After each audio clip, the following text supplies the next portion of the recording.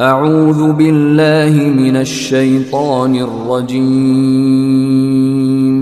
بسم الله الرحمن الرحيم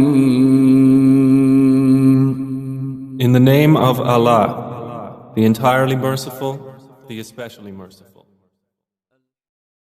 إن الحمد لله نحمده ونستعينه ونستغفره ونعوذ بالله من شرور أنفسنا ومن سيئات أعمالنا من يهده الله فلا مضل له ومن يضلل فلا هادي له وأشهد أن لا إله إلا الله وحده لا شريك له وأشهد أن محمدا عبده ورسوله صلى الله عليه وعلى آله وأصحابه والتابعين وتابع التابعين ومن تبعهم بإحسان إلى يوم الدين. يا أيها الذين آمنوا اتقوا الله حق تقاته ولا تموتن إلا وأنتم مسلمون.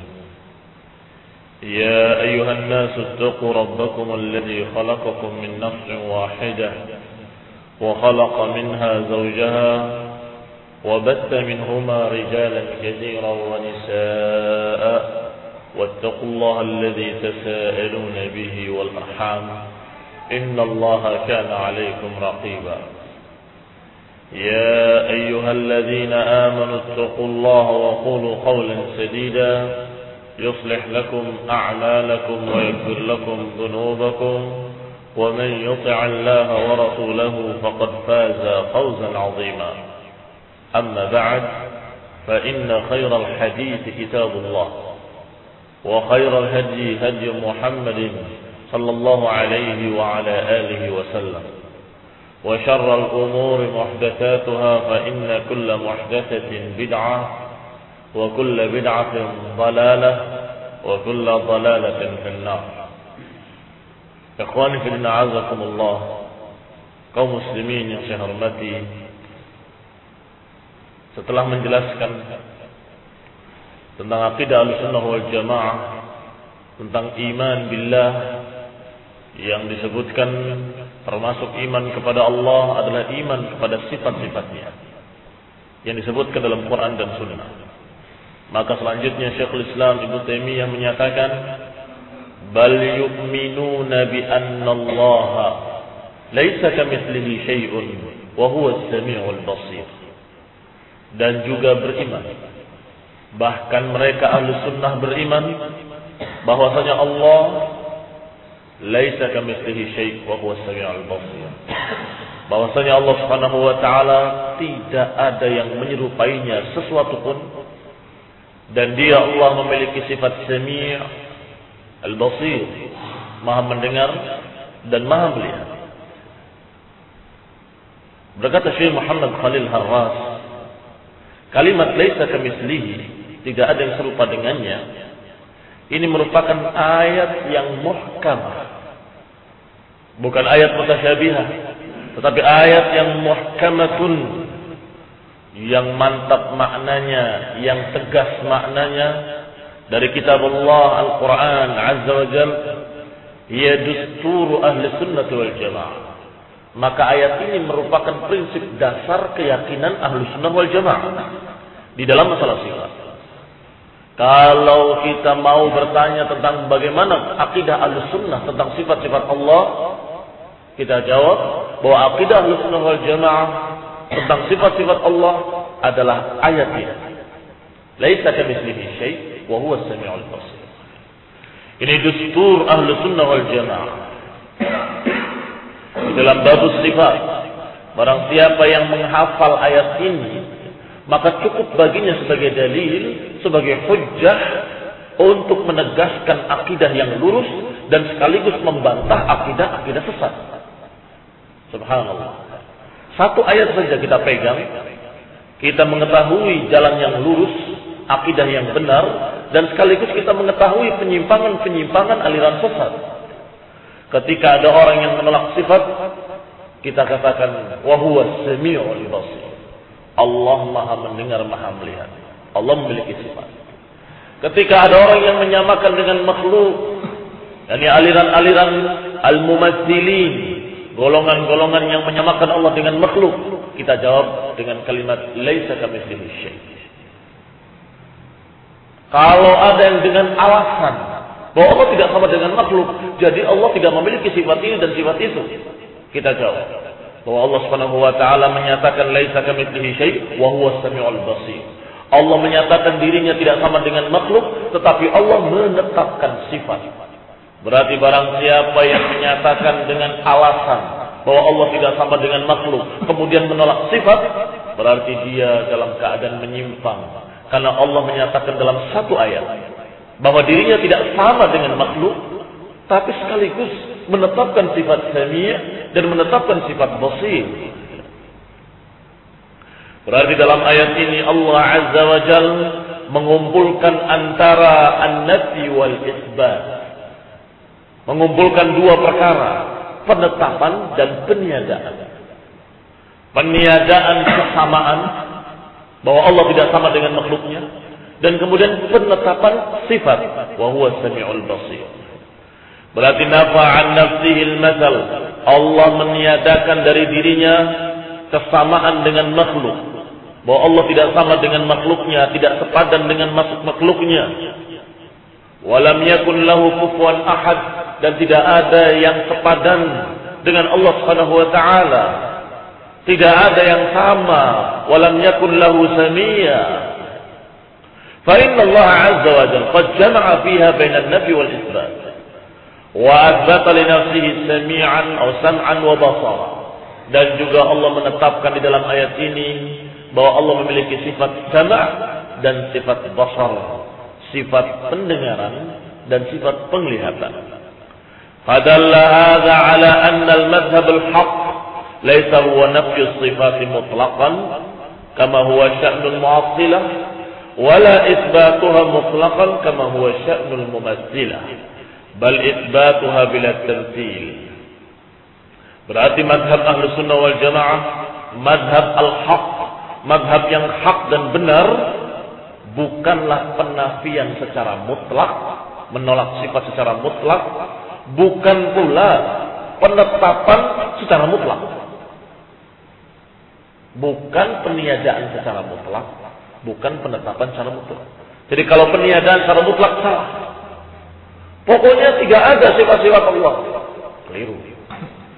Atau sebaliknya, pokoknya sifat-sifat Allah itu demikian dan demikian semuanya ada, dan kemudian kita mutlakkan tanpa ada keterangan. Mestinya ada keterangan. Sifat-sifat itu kita imani, tapi tidak sama dengan makhluk. Harus ada qaid namanya. Qaid itu syarat atau ikatan. Sehingga kalimat bahwa Allah memiliki sifat-sifat pendengaran dan penglihatan, jangan berhenti di situ. Jangan titik di situ. Kenapa? Nanti terkesan sama dengan makhluk. Makhluk juga mendengar, makhluk juga melihat. Kita katakan Allah memiliki sifat mendengar dan memiliki sifat melihat, tetapi tidak sama dengan makhluk. Harus begitu. Ini namanya qaid, harus diikat. Demikian pula sebaliknya, kalau kita meniadakan kesamaan, Allah tidak sama dengan makhluknya. Jangan berhenti di situ. Jangan sampai kita mengatakan Allah tidak sama dengan makhluknya. Dipahami berarti tidak mendengar, tidak melihat, tidak berjalan, tidak turun ke langit dunia. Kita katakan bahwa Allah memiliki sifat-sifat, tetapi sifatnya tidak sama dengan makhluknya. Jadi menyatakan tidak sama dengan makhluknya, tapi kita yakin bahwa Allah memiliki sifat. Kenapa harus demikian? Karena ada orang yang katanya berkeyakinan bahwa Allah tidak sama dengan makhluknya, tetapi kemudian mereka menafikan sifat dengan keseluruhan, menolak seluruh sifat, seperti alirannya Jahm bin Safwan. Jahm bin Safwan adalah seorang mubtadi'un dhal, seorang tokoh sesat dan menyesatkan, yang orang ini menyatakan kalau Allah punya sifat berarti sama dengan makhluk punya sifat. Jadi supaya tidak sama dengan makhluk, kita katakan Allah tidak memiliki sifat. Allah tidak mendengar dan tidak pula tuli. Allah tidak melihat, dan tidak pula buta. Allah tidak berbicara dan tidak pula bisu. Allah tidak ini dan tidak pula ini. Terus demikian seluruh sifat sampai pada ujungnya Allah tidak ada dan tidak ada. Gila Jahm.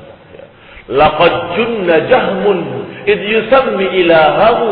Kata seorang A'rab ketika mendengarkan ucapan Jahm seperti itu, sungguh laqad junna Jahm, telah junun, telah majnun. Laqad junna Jahmun id yusammi ilahahu, sungguh telah gila Jahm ketika menamakan Tuhannya, ketika menamakan Rabbnya dengan kalimat Maha mendengar tanpa pendengaran, Maha melihat tanpa penglihatan, Maha tinggi tanpa ketinggian. Karena menolak sifat, sehingga kalimat-kalimat dalam Quran diterima, tapi sifatnya ditolak. Nama diterima, sifat ditolak. Ini kan aneh. Betul kata A'rabi tadi, Arab gunung tadi lebih cerdas daripada Jahm bin Safwan. Laqad junna Jahmun, sungguh telah majnun Jahm. Namanya diterima, sifatnya ditolak. Jadi As-Sami' itu nama Allah, Maha mendengar, tapi Allah tidak punya pendengaran. Lah, terus bagaimana? Allah basir tanpa basar. Allah Maha melihat tapi tanpa penglihatan. Allah tidak punya sifat melihat. Akhirnya Jahm kafir, keluar dari ajaran Islam, keluar dari akidah dasar kaum muslimin. Kenapa dia sesat? Karena dia menafikan kesamaan secara mutlak, kemudian tidak menyebutkan sifat-sifat Allah. Allah tidak sama dengan makhluknya. Jadi tidak sama pada sisi apapun, bahkan masalah sifat-sifat pun Allah tidak punya sifat. Karena Allah punya sifat nanti seperti makhluk, katanya begitu. Kita katakan wahai Jahm dan wahai aliran Jahmiyah, wahai orang-orang yang sesat, para penolak sifat, ingatlah ketika Allah menyatakan laisa kamitslihi syai', ketika Allah berfirman tidak ada yang serupa dengannya, apakah titik sampai di situ atau ada kelanjutannya? Ada kelanjutannya, wa huwas samiul basir. Itu lanjutannya. Berarti kita katakan seperti apa yang Allah katakan dalam Quran. Allah tidak sama dengan makhluknya, tetapi Allah memiliki sifat-sifat. Allah tidak sama dengan makhluknya, tetapi Allah memiliki sifat Sami', As-Sam', Basir, Al-Basar. Allah memiliki sifat Maha mendengar, Maha melihat, Maha tinggi, Maha mulia, dan sekian sifat-sifat lainnya yang tinggi dan mulia. Maka azakumullah, ketika dikatakan oleh Allah Subhanahu wa taala laisa kamitslihi syai', bagaimana i'rabnya? Secara nahwu yang paling sahih dari i'rabnya, susunan tata bahasanya, annal kaf silatun zidat litta'kid, bahwasanya huruf kaf adalah merupakan silah dan disebutkan untuk takkid, penekanan. Laisa kamitslihi dikatakan dengan kaf yang maknanya seperti, mislihi juga maknanya seperti. Kenapa kok dua kali? Berarti kalau terjemahkan secara letterlek, tidaklah sama dan sepadan, atau tidaklah sama dan semisal. Untuk takkid namanya penekanan. Seperti ucapan-ucapan orang Arab, laisa kamitslil fata Zuhairin khuluqun yuwazihi fil fadail. Tidaklah sama dengan pemuda-pemuda lainnya si Zuhair. Ini kalimatnya kamitslihi juga. Berarti kalimat kamitslihi sudah dipaham oleh orang-orang Arab, maknanya adalah penafian kesamaan. Bahwa tidak ada yang sama, berarti maknanya Allah Maha sendiri, la ilaha illahu, tidak ada ilah kecuali Dia. Tidak ada yang menyamainya dalam seluruh sifat-sifatnya. Kalaupun dikatakan mendengar, Allah Maha mendengar, sedangkan makhluk-makhluk ini pendengarannya sangat amat terbatas. Allah Maha melihat, sedangkan makhluk-makhluk penglihatannya sangat amat sungguh-sungguh terbatas. Karena terbatas sekali. Dia tidak bisa mendengar kecuali frekuensi tertentu. Apakah dari sekian sampai sekian saya tidak tahu. Disebut dan dipelajari oleh para ilmuwan. Kalau lebih tinggi dari frekuensi tersebut atau lebih rendah dari frekuensi tersebut, dia tidak bisa mendengar. Sedangkan Allah Subhanahu wa taala mendengarkan bisikan-bisikan hawa nafsu yang ada di dalam dadanya. Dan Allah mengetahui yang tukfis sudur. Allah Maha mengetahui apa yang di dalam dada. Sehingga tidak sama. Mendengarnya Allah tidak sama dengan mendengarnya makhluk. Melihatnya Allah tidak sama dengan melihatnya makhluk. Dan kita katakan pada seluruh sifat dengan ucapan seperti ini. Kemudian berkata pula Syekhul Islam selanjutnya, "Fala yunfuna 'anhu ma wasafa bihi nafsah, wa la yuharrifuna al-kalima 'an mawadhi'ihi, wa la yulhiduna fi asma'illahi wa ayatihi, wa la yukayyifuna wa la yumaththiluna sifati bi sifati khalqihi."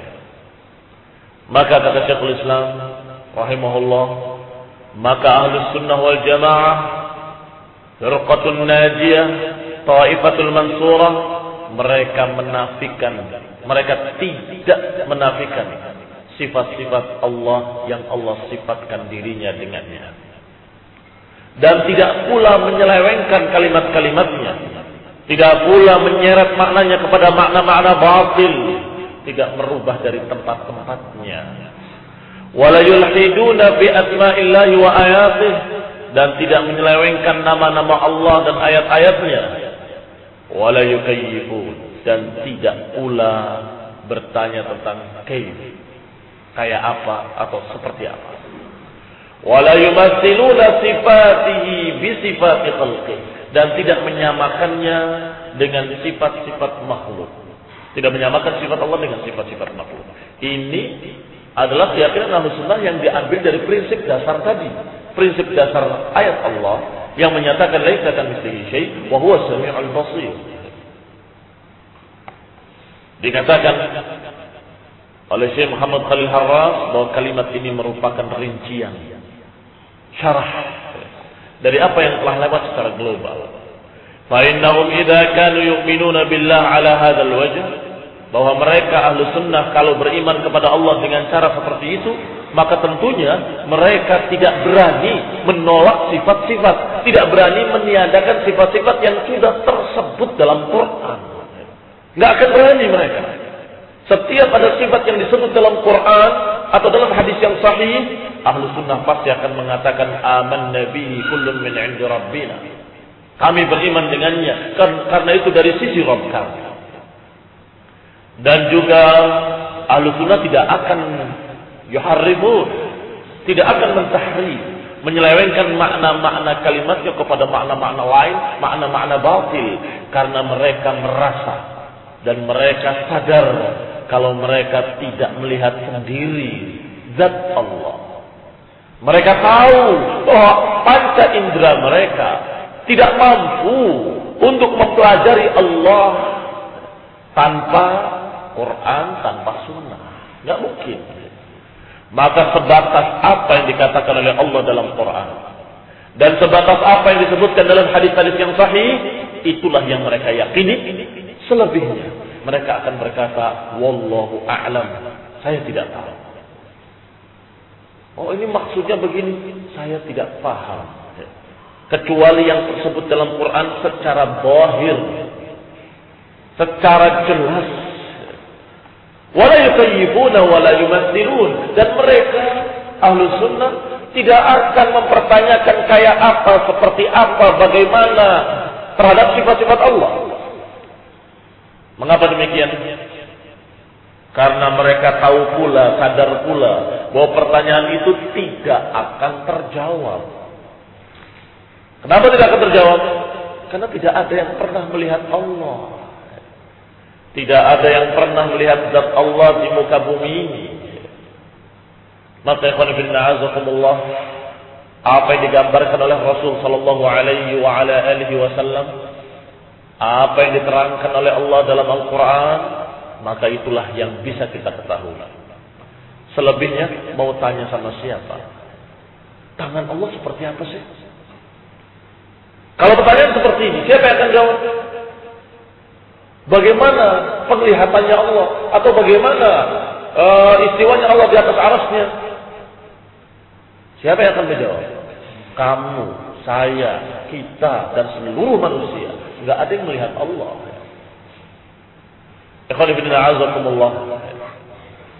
Berarti pertanyaan itu akan membuka pintu syaitan.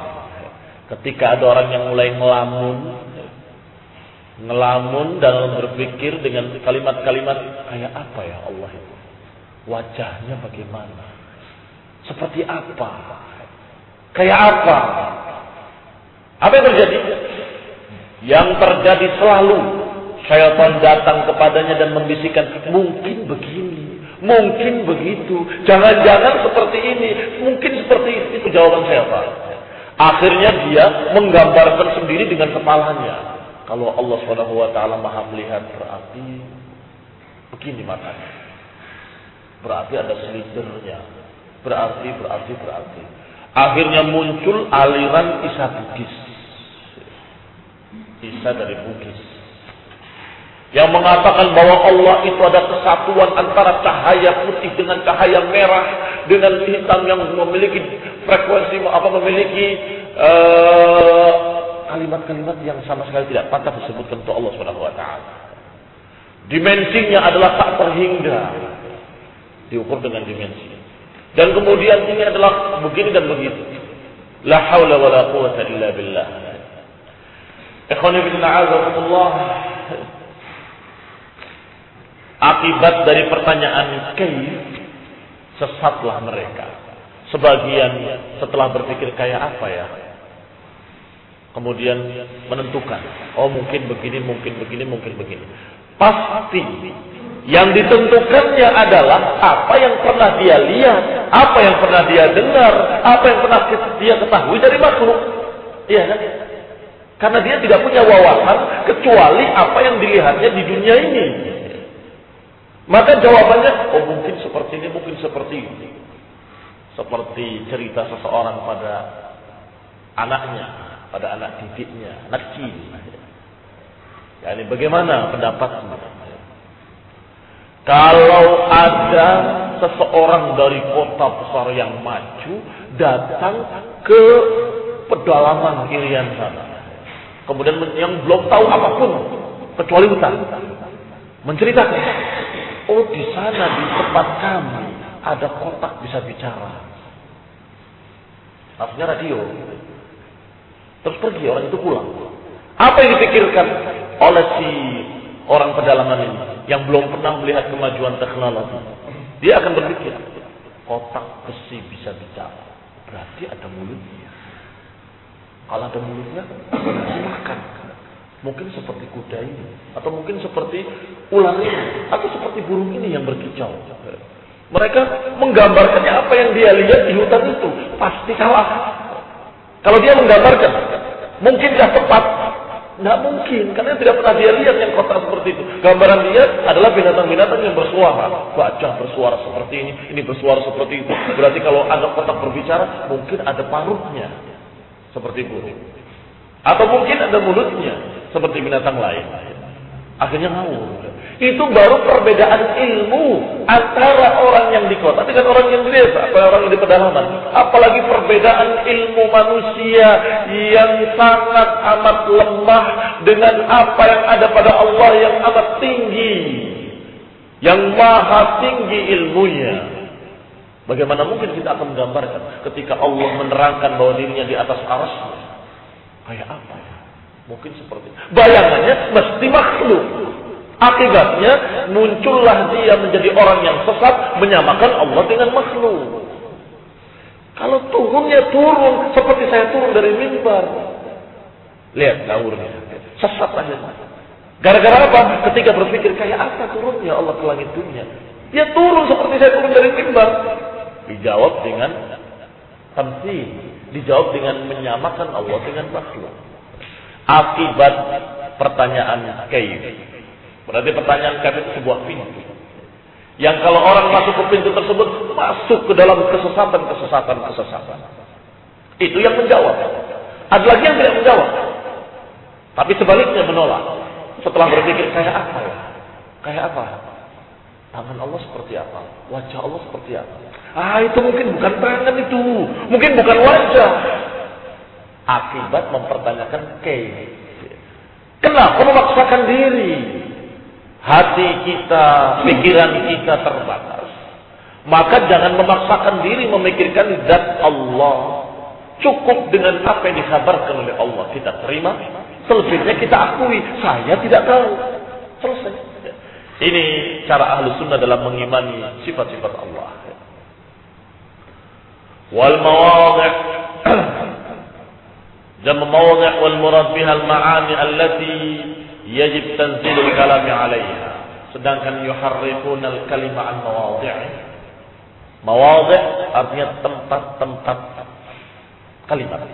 Kalimat itu di dalam bahasa Arab kadang-kadang memiliki makna satu, kadang-kadang memiliki dua makna, kadang-kadang memiliki tiga makna atau lebih. Ini semua namanya mawadhi'.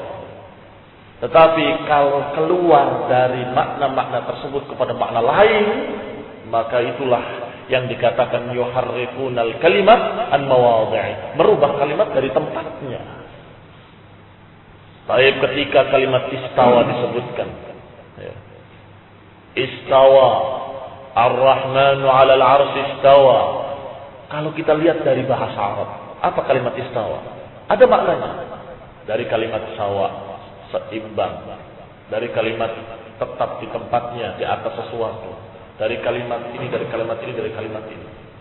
Kalau kita urutkan di kamus manapun, kamus yang besar-besar sekalipun, kamus Bahrul Muhit atau kamus yang lainnya, silahkan.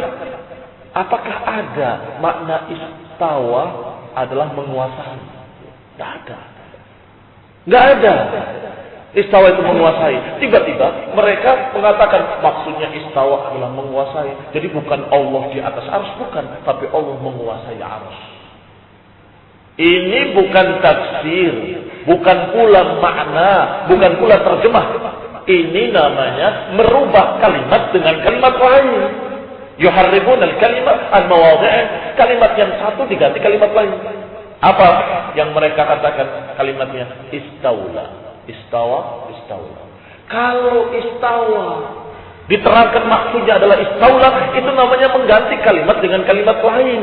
Menambah satu huruf dari kalimat yang hak. Kalimat yang hak adalah istawa. Dia tambah satu huruf lam. Istawa menjadi istaula. Tambah lam satu. Maka kata para ulama betapa miripnya lamul Mu'tazilah dengan nunul Yahud. Betapa miripnya lamnya Mu'tazilah, Jahmiyah dengan nunnya Yahudi. Apa nunnya Yahudi? Qulu hintatun naghfir lakum khatayakum, mereka sebutkan hintah ditambah nun. Jahmiyah, Mu'tazilah ketika disebutkan dengan kalimat dengan ayat Ar-Rahmanu 'alal 'arsy istawa, mereka mengatakan innallaha 'alal 'arsy istaula. Ditambah lam satu. Oh, itu tafsir, bukan tafsir. Kalau tafsir tidak akan keluar dari makna-makna kalimat istawa. Kalau keluar dari makna istawa, namanya mengganti kalimat dengan kalimat lain. Seperti kalimat-kalimat yang lain atau sifat-sifat yang lain yang mereka tafsirkan dengan jauh sekali. Ikhwan fillah a'azakumullah. Disebutkan kalimat mawadhi' adalah tempat-tempat atau makna-makna kalimat tersebut. Li'annaha hiyal mutabadirah minhu 'inda al-itlaq. Karena ketika disebutkan kalimat dari Allah Subhanahu wa taala, maka langsung dipahami secara bahasa Arab. Karena Allah turunkan dengan bahasa Arab supaya kita paham. Fahum la ya'diluna bihi 'anha. Maka ahlu sunnah tidak keluar dari kaidah bahasa Arab.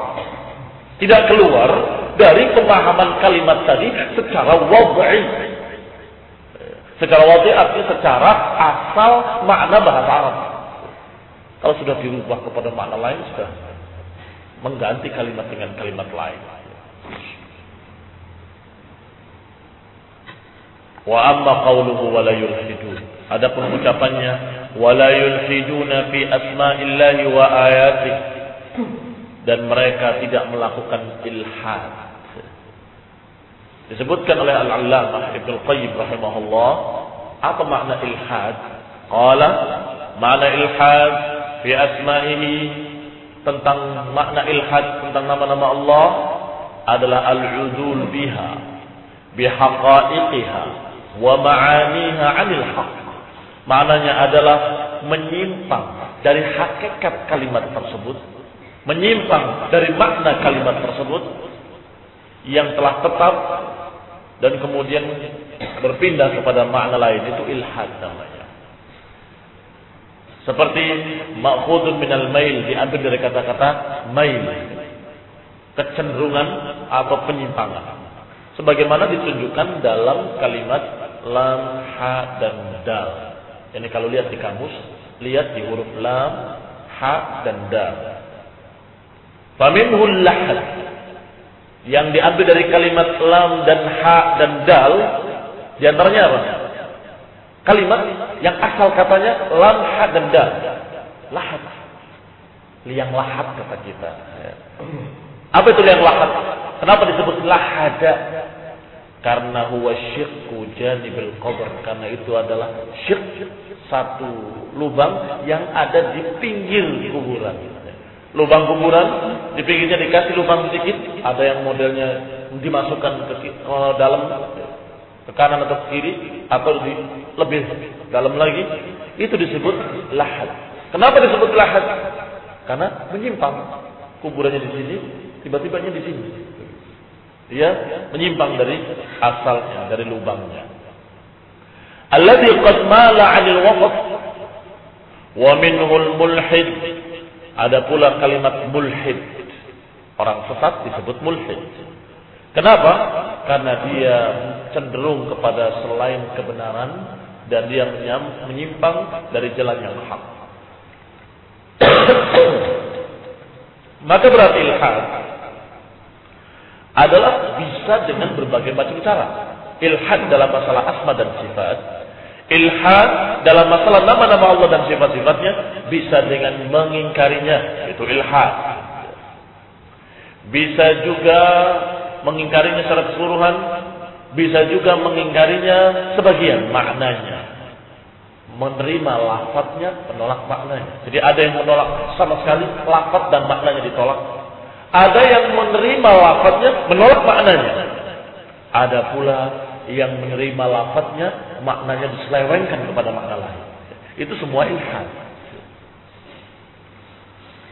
Wa ikhrajuha 'anil haqqi bi ta'wilatil fasidah, menyimpangkan maknanya dengan takwil-takwil yang rusak.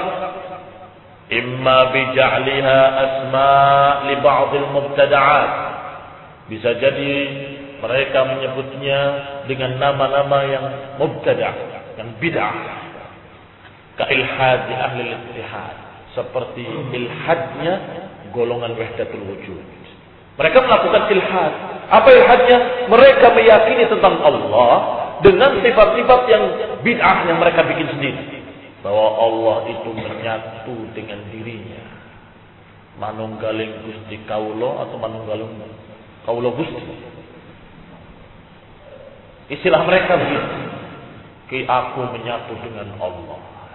Allah ada dalam diriku dan aku adalah Allah. Kalimat aku adalah Allah itu menurut mereka itu adalah kemuliaan yang sangat tinggi, kedudukan yang sangat tinggi dari kedudukan aulia, para wali. Bayangkan. Padahal dalam Quran yang mengatakan ana rabbukumul a'la adalah Fir'aun. Manusia kafir taghut yang dicontohkan oleh Allah untuk pelajaran bagi semua manusia. Lihat Fir'aun yang Allah murkai, Allah tenggelamkan dan Allah ancam dengan azab. Yang mengatakan ana rabbukumul a'la. Sedangkan aliran wahdatul wujud dengan keyakinan sesatnya menyatakan kalau manusia tingkatannya sudah tinggi, maka dirinya menyatu dengan Allah. Maka dia boleh saat itu menyatakan ana rabbukumul a'la. Aku Tuhan. Aku adalah Allah. Aku adalah ilah. Na'udzubillah min dzalik. Seperti seorang mulhid yang ada di Yaman, di Hadramut, yang namanya Ibn Hathir. Dia menyatakan di mimbar, di hadapan murid-muridnya, di hadapan masyarakatnya, di hadapan sekian banyak orang, mengatakan, aku rafa'tul arsya, aku yang mengangkat arsy, aku yang menurunkan, aku yang menciptakan langit, aku yang menghamparkan bumi, aku yang. Ini kan kalimat kufur, mengaku seperti Tuhan. Tapi hadirinnya, para muqallid-muqallidnya justru mengatakan beri, mabrur. Apa maknanya? Kenapa kok beri? Mubarak, mabrur. yakni selamat engkau sekarang sudah menjadi wali dan sudah menyatu dengan Allah. Jadi itu adalah kebanggaan karena dia sudah menyatu dirinya dengan Allah, sehingga boleh mengatakan Allah dan boleh menyatakan aku yang menciptakan langit dan bumi, aku yang mengangkat arsy, aku yang begini, aku yang begitu. Sehingga para ulama ketika mendengarkan kalimat ini memfatwakan bahwa dia kafir, keluar dari Islam. Tetapi justru pengikutnya mengatakan dia waliyun min awliyaillah. Itu akibat penyelewengan dalam asma dan sifat. Penyelewengan mereka dalam masalah asma dan sifat, kalau mereka tahu satu saja, dalam keadaan tidak diselewengkan maknanya, selamat mereka dari kekufuran seperti itu. Yaitu ayat Allah Ar-Rahman 'alal 'arsy istawa. Selesai. Oh, berarti Allah Maha tinggi di atas arsy-Nya. Allah bukan menyatu dengan makhluknya. Allah tidak menyatu dengan alam semesta ini. Tapi Allah 'alal 'arsy, Maha tinggi di atas arsy-Nya, di atas 7 lapis langit. Langit yang ada ini sejauh mata memandang adalah langit pertama baru. Dan masih ada lagi di atasnya 6 langit lagi, dan kemudian di atasnya lagi ada arsy, dan di atas arsy ada kursi, dan di atasnya lagi Allah Maha tinggi di atas seluruh makhluk-makhluknya. Kalau ini diyakini, selamat. Tidak mungkin nyatu dengan kamu, goblok. Tidak mungkin, mustahil. Allah menyatakan alal arsy istawa bukan sekali, 2 kali, 3 kali, 7 kali dalam Al-Quran mengatakan demikian. Itu baru kalimat istawa alal arsy. Kalimat yang lainnya yang menunjukkan bahwa Allah Maha tinggi lebih banyak lagi. Enggak terhitung jumlahnya. Apa enggak baca Quran ya bin Hafiz? Apa enggak baca Quran? Quran yang sering dibaca, ayat yang sering dibaca oleh imam-imam di mimbar-mimbar. Sabbihisma rabbikal a'la. Sucikanlah Allah Rabb kamu yang maha tinggi. Lah kamu rendah banget di dunia ini. Sama langit saja kalah kamu. Kamu di kolong langit rendah. Allah menyatu dengan kamu. La haula wala quwata illa billah. Ikhwanifidina azakumullah. Berapa ayat yang menyatakan bahwa Allah maha tinggi? Aliyun a'la. Wa huwal aliyul azim. Dan dia maha tinggi dan maha agung. Berapa ayat? Sekian ratus ayat yang menyatakan Allah Maha tinggi. A'amintum man fis samai ay yasifa bikumul arda. A'amintum man fis samai. Apakah kalian tidak takut dengan yang di langit? Siapa yang di langit? Allah Subhanahu wa taala. Di langit artinya di atas langit sana. Dan tafsiran kedua, di atas langit adalah di atas ketinggian. Fis sama artinya fis sumu, di ketinggian. Maka maknanya tetap bukan di dalam langit maknanya, tapi maknanya di ketinggian, maha tinggi, di atas langit Allah, di atas arsy-Nya, di atas kursinya. Kayak apa? Tidak tahu. Dan tidak diberitahu kita, maka kita katakan wallahu a'lam karena kita tidak diberitahu. Demikian ikhwan fillah azakumullah. Keyakinan Ahlus Sunnah wal Jamaah itu adalah adil, sederhana. Apa yang disampaikan kita imani, yang tidak diberitahu jangan nebak-nebak. Selesai. Kita katakan dengan kejujuran bahwa saya tidak mengerti, saya tidak tahu, Allah tidak memberitahu, Rasulullah juga tidak memberitahu, bagaimana kita akan tahu? Tetapi yang sudah diberitahu dalam Quran dan Sunnah, kita yakin sampai mati. Kita yakin seyakin-yakinnya apa yang disebutkan dalam Quran pasti benar, apa yang disebutkan dalam hadis pasti benar, hadis yang sahih.